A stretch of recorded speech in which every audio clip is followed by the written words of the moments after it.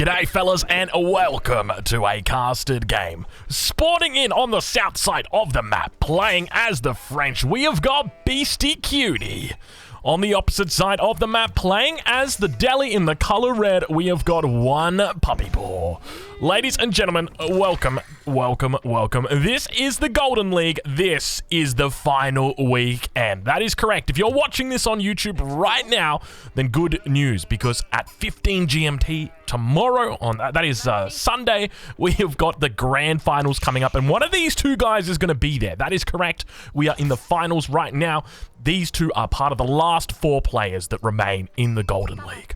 Obviously, we've got Beastie, we've got Puppypaw, but on the other side, we've also got the Viper, and we've got Marine Lord, so those games will also be coming up. But if you want to see the finals, I'm talking about the grand final for absolutely everything, then make sure you check that out tomorrow, because that is going to be live, and we can already see some shenanigans here, because this is a matchup that I find very interesting. Typically, you would say it is a matchup that favors the deli, but the French do seem quite strong here. In fact, we've seen the French do pretty well in this matchup, but I think it's going to be on a number of factors that determine it. So, number one is I'm going to expect BeastyQT to look to try and play a bit greedy in the early game. So I suspect he'll probably look to go for a second town center quite early.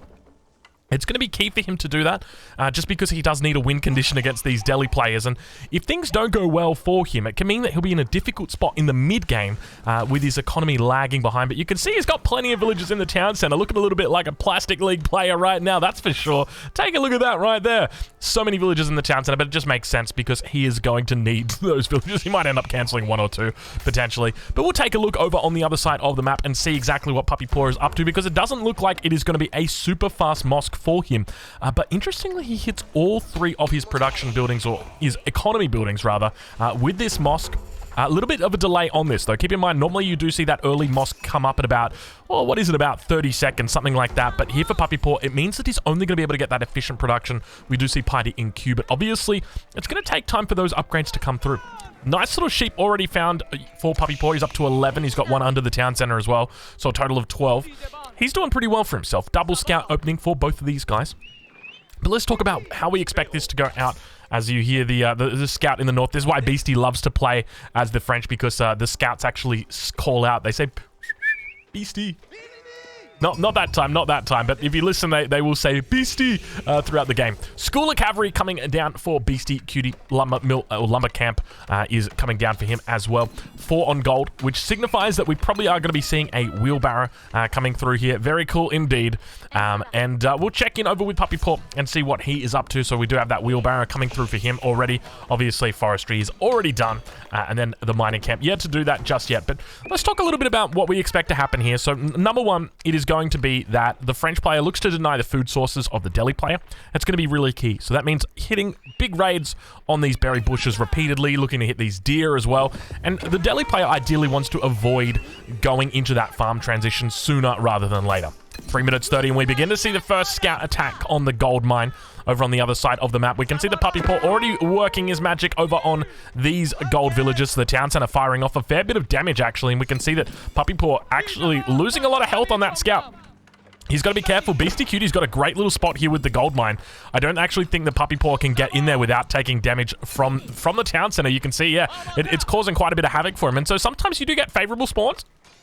Sometimes not so much. So you can see this one here, probably not as favorable for Puppypaw over on this side, because the scout is very much able to just cause havoc over on this side.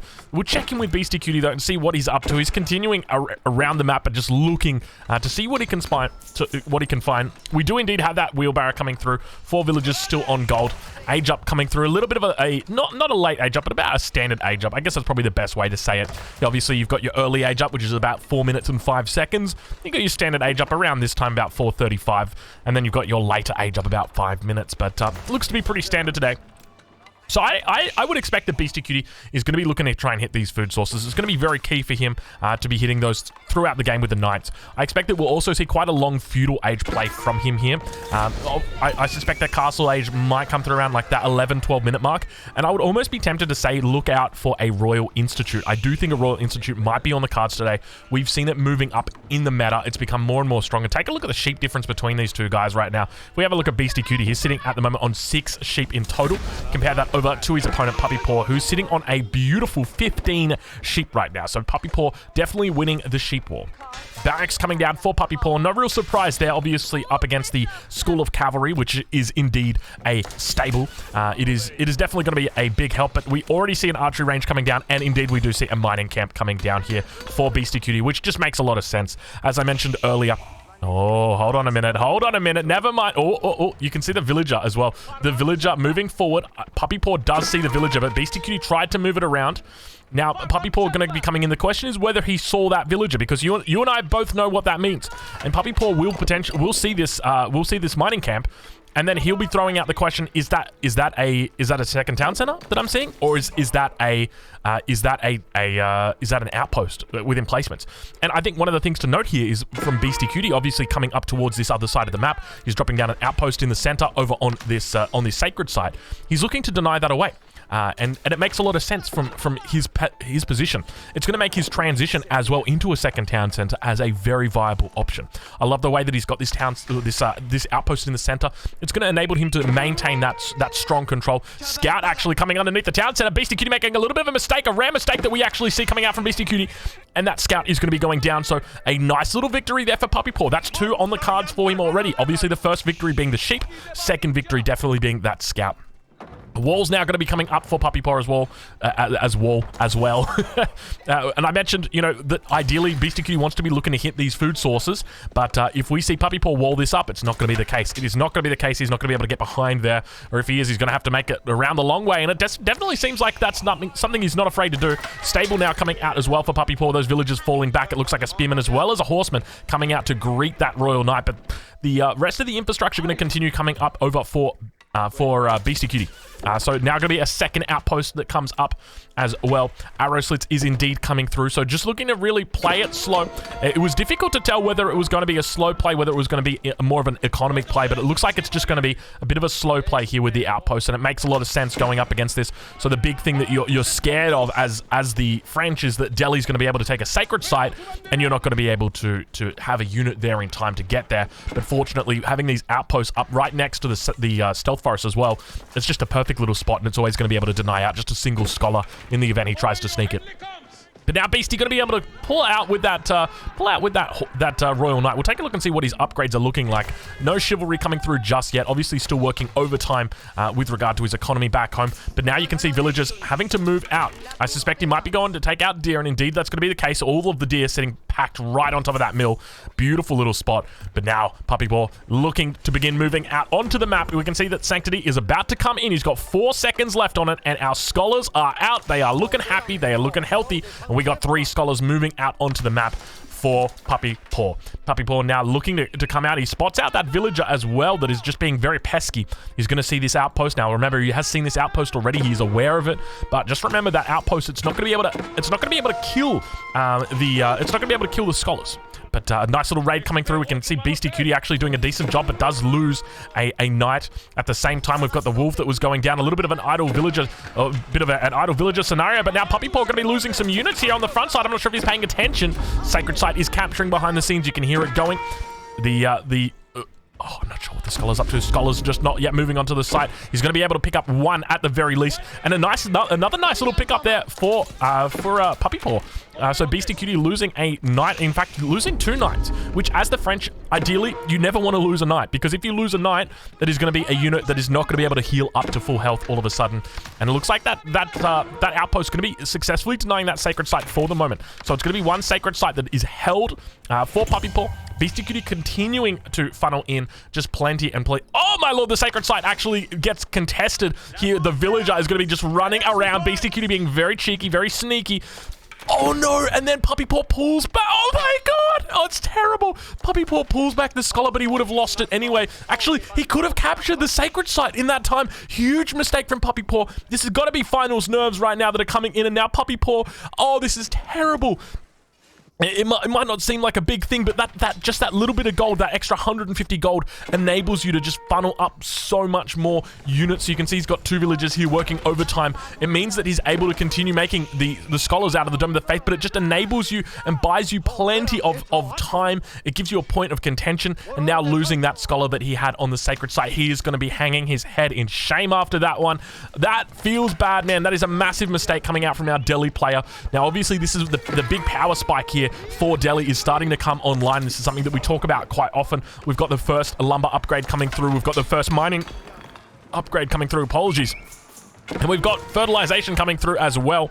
We're still yet to see those extra upgrades, but a little bit of a raid coming down. I say a little bit of a raid coming down. It wasn't really. It was just a scout down to the south side. They're doing a little bit of scouting. But now in the middle of the map, Beastie just going to be playing a little bit more defensively. We see that outpost in the center has been fortified. Just going with the single outpost as well. Very interesting playstyle. So sometimes you do see people looking to double up on their outpost just to get a little bit more DPS on that. Not going to be the case here. Beastie continuing just to go a little bit slow as well with his stone, which is kind of interesting to me because you know, as I mentioned, it feels like if you're playing France and you go for the second town center, then you've got that victory condition.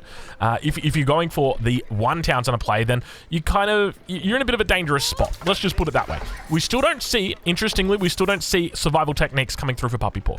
This is a big mistake. This is a huge mistake, and it's not going to be the first mistake that was unfortunately made here by Puppypaw. He's now going to be looking to push out. He's got the nice melee composition that is coming in, so let's focus on that. Let's talk a little bit about why this is nice. This is extra nice because the hardened spearmen, if you leave them alone, they're going to be able to kill all those knights. If you leave the horsemen alone, they're going to be able to kill all those archers. And if we take a look at the composition that Beastie is running at the moment, and that is just a perfect counter to what Beastie's got. So Beastie, ideally at this point, would love to add in a barracks. A barracks would really help him here. You can see he's gone for a second archery range, and that's going to be able to, you know, that'll help him produce more archers, but he's going to need something here. But now beautiful little push coming out from his opponent. Puppypaw going to be looking to push through. Manages to snipe off one scholar, puts the second scholar back. We've got a couple of knights on the backside going to be able to come through and clean that up. But now those horsemen moving through. Good little screens running at the moment for BeastyQT, but it doesn't look like it's enough. The horseman numbers here are looking very, very healthy for Puppypaw, and he continues to come through. You can see him just picking off each individual spearman. He's just trying his best, continues falling back, but now the surround comes through, and it looks like BeastyQT is going to get cleaned up on this position, but keep in mind, oh my lord, BeastyQT had units behind here. In fact, he's put them in the outpost. Okay, that's what makes sense. And now looking to focus down the scholar. Keep in mind, the scholar can't heal itself. He's going to be able to get the sacred site, though. Indeed he does. He's going to try and run his best away. Cleaning up reinforcements as well. BeastyQT is definitely getting pushed to the limits. That scholar does go down. Both of these players know what is on the line right now. For anybody watching this on YouTube and wants to know exactly what is on the line, make sure you come over and check out Twitch. I'll leave a link in the description to EGC TV where you can find out more.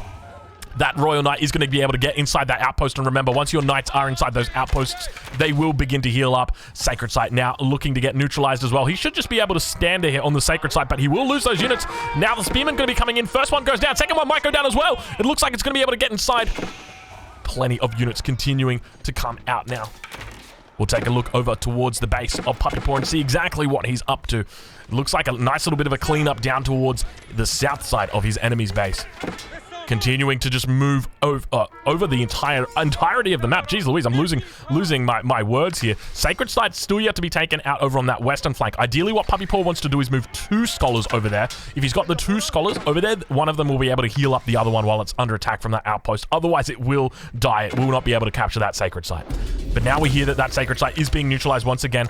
And this is a really smart move by BeastyQT, because what Beastie's going to do by doing this is turns the battle down towards his position. Now, we can see that Puppypaw is going to be moving some units down here to contest this, but the problem is that this single Royal Knight then just jumps back inside this outpost in the event that it survives.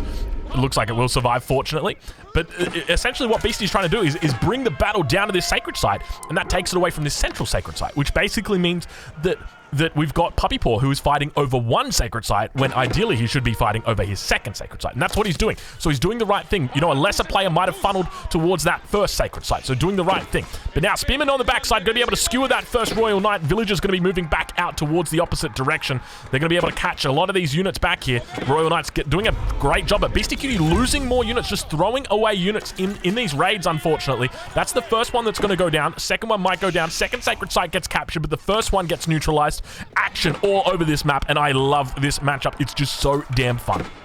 Now, for anybody wondering what is in play right now, there is a golden ticket for Puppypaw. Now, BeastyQT has already got his golden ticket to get to the Red Bull Wallalol. That is right, the Red Bull Wallalol is happening. It is going to be happening in October, and he's already got his golden ticket. He's guaranteed to go through because of his performance at N4C. He was victorious there. He beat out absolutely everybody, but Leenock has already gone through as well. And so right now, we've got Puppypaw who is fighting for his position at that table, and obviously everything that comes along with winning this tournament. There is a huge prize pool that is involved in the Golden League, $100,000+ that is going for the victor here. Well, actually, the victor here will be guaranteed. I'm not sure exactly what the amount will be, but I think it's $50,000 for first prize. And right now, Puppypaw has got a total amount of earnings as, I think it's 800. That's not 800,000. That's $800. He's got $800 in earnings. So quite literally overnight, he's going to take his earnings and potentially move it from $800 to $50,000. It is crazy stuff. But now the double scholar's coming out, and this is exactly what I was talking about. You need to bring out these two because Beastie will just focus down the scholar with the outpost if he doesn't. A little bit of a raid coming back on the other side. But, you know, earlier I was talking about this, and it definitely feels like if you're playing as the French, one of the big mistakes that you could make. And just remember, okay, I'm Plastic League, BeastyQT. He's Conqueror. He's a very good player. So I'm not going to tell him how to cook his food. But I guess the big thing for me, though, is that as this game continues to go on, and as Delhi is happier to play this out in a longer feudal age play, as they now capture their second sacred site, things start to be concerning for me. When I'm watching this from a spectator's view, I'm seeing all of these things, and I'm feeling like it's slowly but steadily getting away from BeastyQT. But we'll check in over on Puppypaw's side and see what he's up to, because he's got a bit of a raid coming through right now. There are 5 knights that are looking to cause damage. Second sacred site in the center has actually been neutralized, so BeastyQT doing a good job at just preventing that. But now Spearman going to be coming out here as well. You can see these scholars actually going to be losing their life, and that's a great little trade for BeastyQT. Ideally, if he can take out those scholars, he's going to be very happy with himself. But now in the middle of the map, those scholars going to be able to capture up that sacred site. A little bit of a raid back on the other side. Gets found out, and now another raid coming in towards this position at the front. We can just hear raids going off absolutely everywhere. This matchup is just a slaughter right now. More villagers having to fall back. Only 2 spearmen back here. He's going to have more reinforcements coming out, but you can see just the consequence of lack of wall, lack of outpost. He's got 5 spots that he can put on in this one, but he doesn't even consider it, and now cleaning up more and more units on this backside. Meanwhile, BeastyQT, he is running very low with regard to his food count. He's got 55 villagers, 21 of which are idle right now. He has got barely any villagers that are on food, and the farm transition has begun. Puppypaw has been raiding relentlessly. We see that BeastyQT is coming out here. He's got a couple of villagers just chilling idly by a berry bush. I suspect that's probably the move bug that I actually get as well, that's coming in. But now a neutralization up on that northern side. And, I mean, we've got a little bit of a lull in the action right now. So let's talk a little bit about where this game is at right now. So Puppypaw, he's a happy camper. Why is he a happy camper? Well, he's got 1 sacred site. That's good, but he's fighting for his second one. That's where he needs to be. His mass is looking healthy. Beastie, well, Beastie's only sitting on 1 town center, and that's damn good for Puppypaw. The farm transition's now beginning as well. It's about 18 minutes. He's still got plenty of food out here that he's going to be able to expand to, and that's what we start to see him doing. Moving out towards this sacred site. In fact, we already see a second sacred site. Third sacred site might be coming through. A little bit of a push coming through. Puppypaw actually looking to try and connect out here, but the numbers are looking very healthy for BeastyQT. And now I'm starting to look a bit more concerned for Puppypaw, because Puppypaw is going to be able to make it through this, but unfortunately loses a lot of units when he does that. Sacred site's still not being captured up. He loses 1 scholar. Second scholar going to be standing on the sacred site, but he just pulls it back, still under attack towards the base. And we can see that the knight does go down. The scholar survives.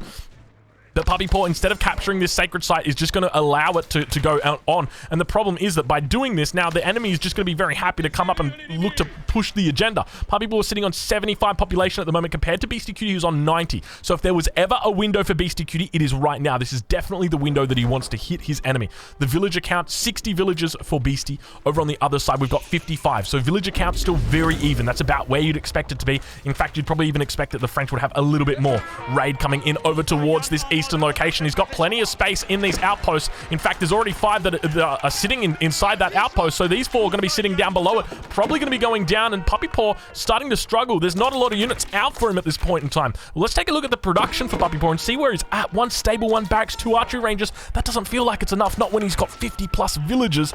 I feel like he might need to throw in another stable, another archery range, or maybe another barracks as well. But the numbers for his opponent are looking good, very healthy. And now we see more and more archers coming out. Puppypaw, got to be careful. Those scholars sitting on the front line. Looks like Skewer's going to be coming out here, but Beastie falls back. Beastie's still looking a little bit strong. He's taken great trades throughout this game. Specifically, this trade here was definitely a big victory for him. And now BeastyQT going to be taking the ball. Knight's doing a great job of just tanking that one up. And Puppypaw looks to hold on. BeastyQT going to be thinking about castling here. And the question is, actually, was that Puppypaw thinking about castling? That's Puppypaw thinking about castling. Oh, this is big. This is really, really big because and then that makes the timing window now for Puppypaw. And this is the sort of thing that I was talking about a bit earlier about, you know, if you go for the second town center as French, then things are really starting to look up for you at this point because instead of sitting on, you know, instead of it being 50 villagers versus 65, it's 95 villagers versus 51. So it's a big difference. But now that age up's going to come through, he's going to be able to start those upgrades off, but most importantly, he's going to gain access to that men-at-arms. He's going to gain access to that tower elephant, and once those bad boys come out, you know exactly what is going to be happening. That scholar's going to be starting to work in overtime. He's obviously got herbal medicine that is available for him as well. The Beastie just being relentless with this raids. Age up coming through, and now Puppypaw in a little bit of trouble. BeastyQT might have found his window. Villagers moving forward to what seems like a very curious position. Unfortunately for Puppypaw, going to be losing quite a fair few units here if he's not careful, and indeed things not looking good for him. BeastyQT's found his window. He says, you want to age up? That's fine. I'm going to kill you right now. And then this is when it matters. You know, at this point in time, had Puppypaw, instead of doing what he did and taking the greedy option, if he had instead said, you know what, I'm going to drop down another barracks, I'm going to drop down another stable, we're going to play this thing out in Feudal a little bit longer, things would be looking different for him right now. But unfortunately for him, BeastyQT sensed there was blood in the water. BeastyQT comes in and he just looks to try and dish out as much pain to his enemy as is capable, and that's exactly what he's going to do. BeastyQT looking impossible to beat right now. This has been a massive swing in the tides, and it all comes back to this battle down here on the south side. It just wasn't an efficient battle, unfortunately, for Puppypaw, and it means in this first game, I suspect it was almost certain that he's going to be ducking out. Indeed, it is going to be the case. There is no way he makes up the deficit right now. So, fellas, if you're watching this one on YouTube, I hope that you've enjoyed this game. Going for a little bit of a wall-a-lol to save his life. I don't know. There's just something about it that tells me it's probably not going to do it. I think that knight actually got deleted, but he's bringing back the relics. If there was one thing that could have saved it, it might have been like a wall-a-lol of 6 or 7 knights. And now coming through with a lancer, but you can just see the numbers here for Beastie are so strong. He's got that +1 armor, but the knights that are going to help him out, and he's going to try and hold on in this position, but I just really feel like there's no way because Beastie behind this goes up. We hear another wall-a-lol coming down towards the north, the south. In fact, I think it was the north. I'm not 100% sure, but good game gets called. So that is your first game in the series between Puppypaw and BeastyQT. Fellas, if you've enjoyed this game, make sure you go and check out EGC TV's YouTube channel as well as their Twitch. They might be live right now with the finals, and guess who might be casting? Indeed, it's your boy. I'll catch you guys in the next one. Thank you so much for watching.